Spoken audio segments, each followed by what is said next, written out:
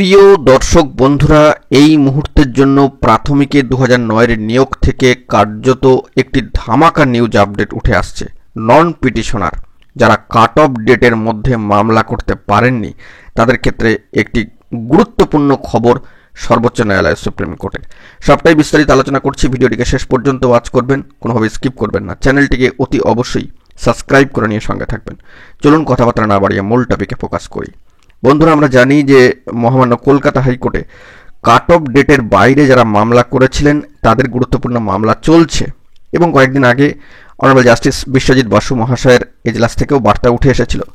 কিন্তু এবার সরাসরি সর্বোচ্চ ন্যায়ালয় সুপ্রিম কোর্ট থেকে নন পিটিশনার মামলা খারিজ হয়ে গেল।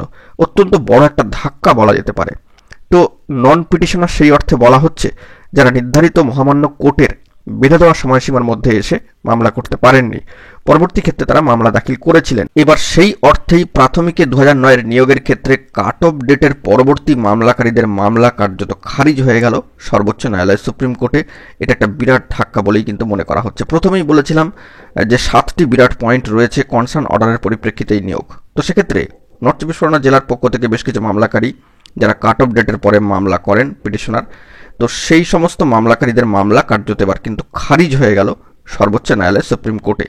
এই অর্থে সুপ্রিম কোর্টের যে বার্তা এবং অত্যন্ত ভ্যালুয়েবল বার্তা, যে ফ্রেন্ডশিটার অর্থাৎ পিটিশনাররা কিন্তু নির্ধারিত সময়ের মধ্যে মামলা দাখিল করেননি, তাদেরকে মহামান্য কোর্ট বঞ্চিত মনে করে নির্ধারিত সময়সীমা দিয়েছিল। ঘরে বসে থাকলে কিন্তু চলবে না, তারা নিজেদেরকে বঞ্চিত মনে করে কেন কোর্টের দ্বারস্থ হননি, এমনই বার্তা কিন্তু দেওয়া হলো সর্বোচ্চ ন্যায়ালয় সুপ্রিম কোর্টের তরফ থেকে। কেন যথার্থ বেঁধে দেওয়ার সময়ের মধ্যে বা নির্ধারিত যে সময়সীমা ছিল তার মধ্যে কেন পিটিশনাররা যারা মামলাকারী তারা কেন কোর্টে যাননি, এমনই বার্তা কিন্তু সর্বোচ্চ ন্যায়ালয় সুপ্রিম কোর্টের তরফ থেকে উঠে আসছে।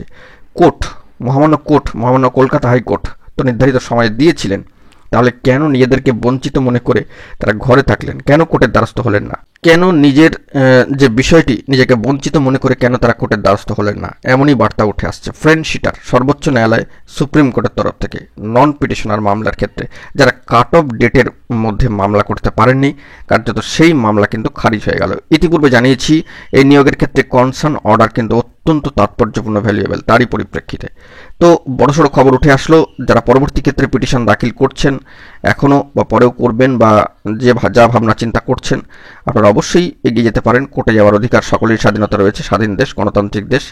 তবে কি হবে ফলাফল এখন তো দেখতেই পাচ্ছেন, সর্বোচ্চ ন্যায়ালয় সুপ্রিম কোর্টে কার্যত মামলা কিন্তু খারিজ হয়ে গেল। তো দেখা যাক পরবর্তী ক্ষেত্রে কি আপডেট উঠে আসে কাট অফ ডেটের পরবর্তী মামলাকারীদের ক্ষেত্রে। তো এখন এটুকুই, সকল ভালো থাকবেন, চ্যানেলটিকে সাবস্ক্রাইব করে সঙ্গে থাকবেন। ধন্যবাদ।